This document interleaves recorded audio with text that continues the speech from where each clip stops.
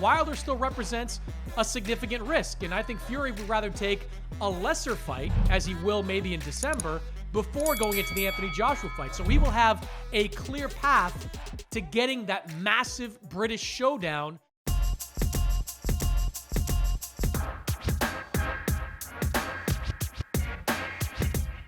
Welcome to Jabs on Dazn. Sergio, it is October. So it is the 13-year anniversary of Elvin Ayala getting robbed in a draw against you. No, he wasn't robbed. I won that fight. And Elvin Ayala was better than people thought. He went the distance, almost went the distance with Arthur Abraham the very next fight. He learned a lot from that fight. Yeah, he is better than people thought. He was better that night than you. No, he was not.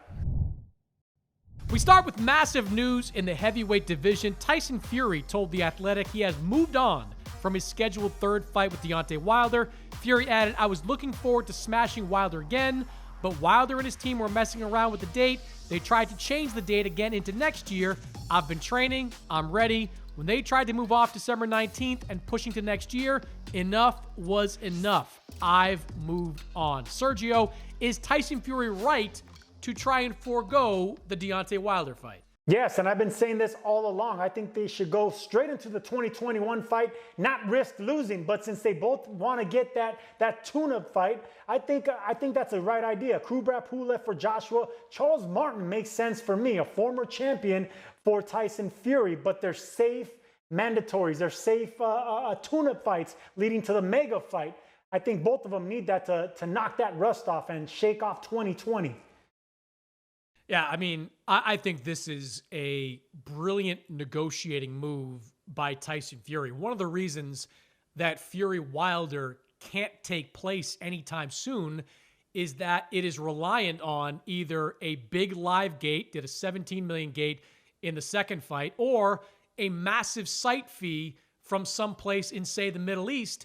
And none of those things exist right now. You just can't have that type of revenue during a global pandemic. So Fury is using that against Deontay Wilder as a way to get himself out of that fight. Now, if he fought Deontay Wilder and Anthony Joshua, he would get two big paydays. But Wilder still represents a significant risk. And I think Fury would rather take a lesser fight, as he will maybe in December, before going into the Anthony Joshua fight. So he will have a clear path to getting that massive British showdown against AJ. And if Fury fights in December and Joshua fights Pulev in December, both these guys can take 3, 4, maybe 5 months off, allow the pandemic to lift a little bit, allow the vaccine to be disseminated globally, and then get back into, say, a Wembley Stadium or an arena in Saudi Arabia and get the payday that they have coming to them. I think this is a smart business decision by Tyson Fury.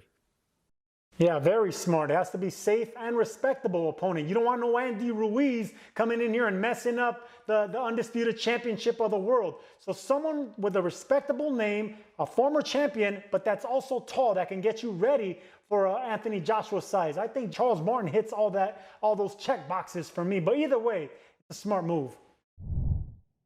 Moving on, in an explosive interview with Boxing Scene, Demetrius Andrade called up many fighters in the middleweight division, including WBC champion Jermall Charlo. Andrade said, "I want to unify the middleweight division with Charlo. If he's willing and ready to make that happen, I'll whoop his ass." Sergio, who would win a fight between Charlo and Demetrius Andrade?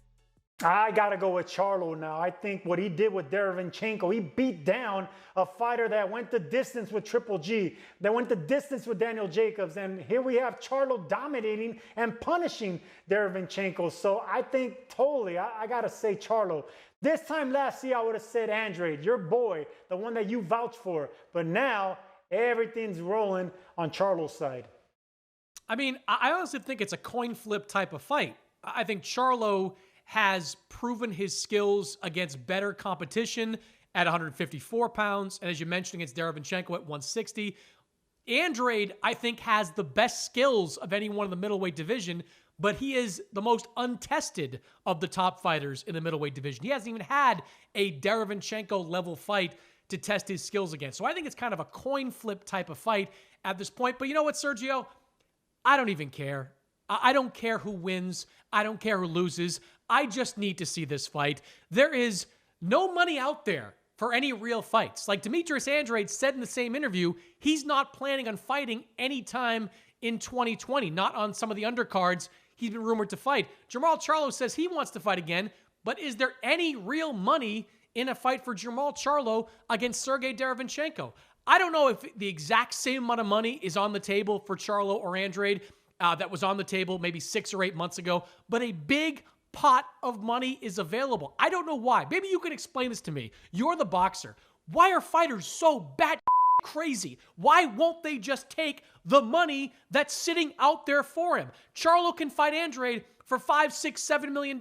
Andrade can fight Charlo for $3, $4, $5 million. What am I missing?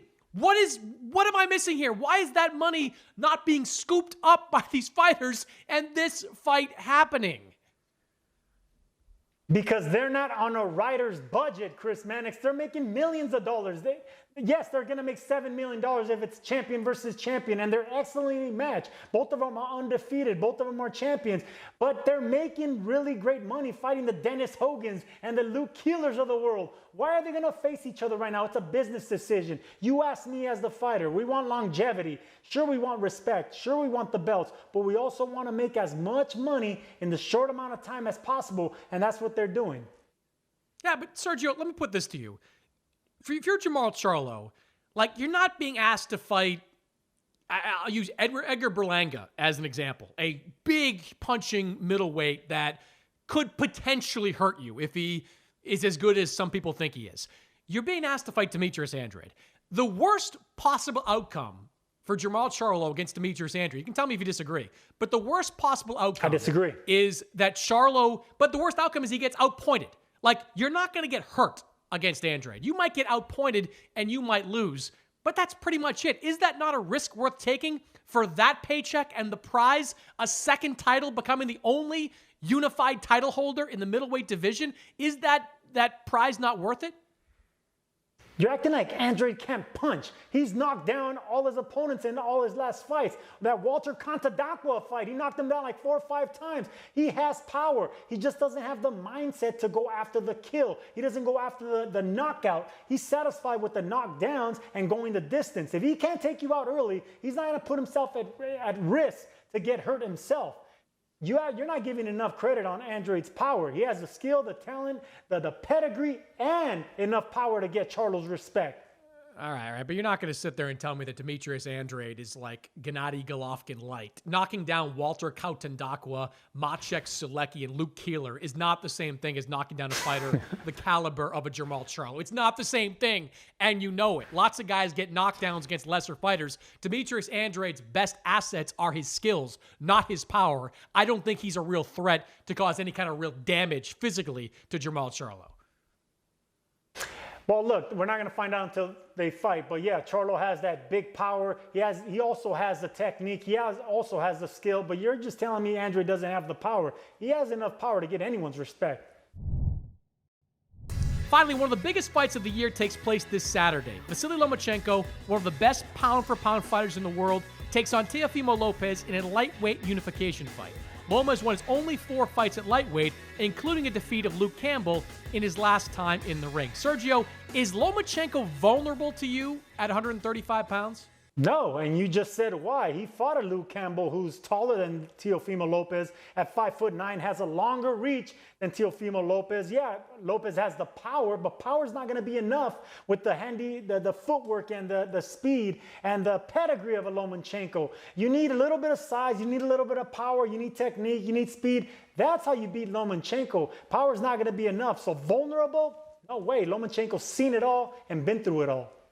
Yeah, but come on. He is vulnerable at 135 pounds. At 126, he is untouchable. At 130, he is unbeatable. At 135, he's undefeated, but let's get real here. He has been tested a couple of times. He was knocked down by Jorge Linares in his fight. His toughest tests physically have come at 135 pounds, and he's getting in the ring with a guy that doesn't have a lot of experience, but has a lot of power. Teofimo Lopez is one of the bigger punchers in the 135-pound division. So when Lomachenko goes in with his onslaught of punches, he better be sharp defensively, or else Lomachenko, just like he did to Richard Comey, has the ability to catch him. I think anybody at 130 on down can't touch Lomachenko. At 135, I think he's beatable.